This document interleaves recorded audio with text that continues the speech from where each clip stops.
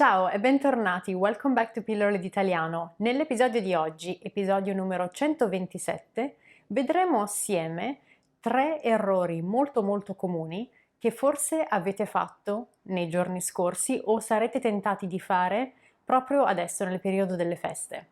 So today we're going to have a look at 3 very common mistakes that you might have made already or you might be tempted to be making during this holiday season, but in general when there are holidays around. Io sto registrando questo video qualche giorno prima di Capodanno, quindi useremo la festa del Capodanno, ma voi sentitevi liberi di cambiare la festa, di sceglierne un'altra, di utilizzare questo tipo di esempio qualsiasi giorno dell'anno. Since I am recording this episode only a couple of days before New Year's Eve, that's the holiday that I'm going to pick for the example, but feel free to use the same sentence structure with a different holiday and just use this throughout the year to practice and avoid making these 3 mistakes.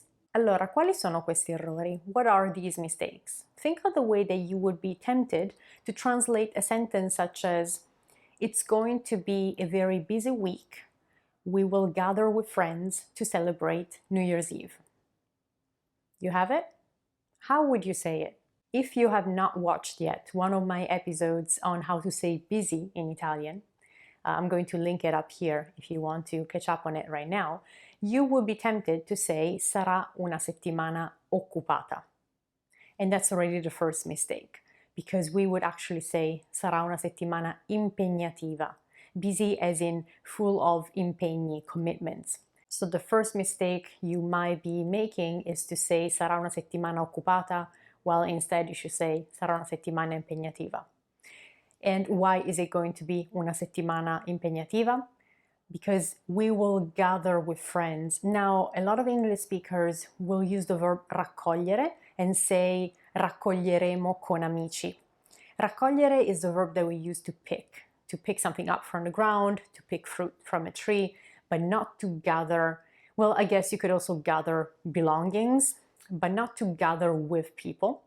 So you should not say raccoglieremo con amici, otherwise I'm expecting you going apple picking with your friends, but you just forgot to mention the apples, or whatever you might be gathering and picking up in terms of objects and things. When you are gathering with people, when you're organizing a little gathering, I would highly recommend you to use the reflexive verb ritrovarsi.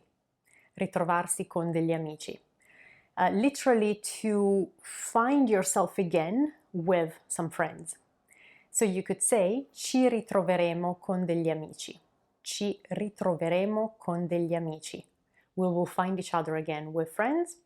And now the third mistake will be to say per celebrare Capodanno.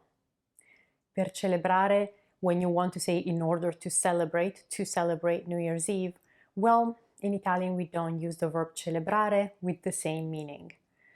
Celebrare means to officiate. If you are a priest officiating a wedding in church, that's the verb you're going to use. But when you are celebrating a holiday, by the way, is festa, is like a party. For us, it's the same word. Festa is a holiday and a party. So the verb to celebrate a holiday is festeggiare. So simply put, to celebrate New Year's Eve will be per festeggiare il Capodanno. So to recap, the 3 mistakes to avoid would be to define a week as occupata rather than impegnativa, mistake number 1.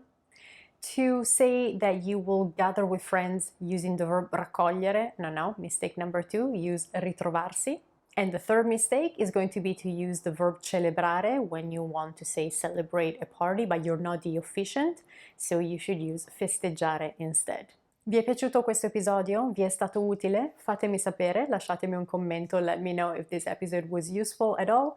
If you identify yourself as somebody who made in the past these mistakes or would have most likely made them in the future because you had no idea about these distinctions, let me know, fatemi sapere nei commenti. Come al solito non vi dimenticate di condividere questo episodio. Please share this episode with other people that are learning Italian. Don't forget to give it a like if you enjoyed it, subscribe to the channel if you're new to it. E noi ci vediamo tra una settimana. Ciao, a presto e buon Capodanno!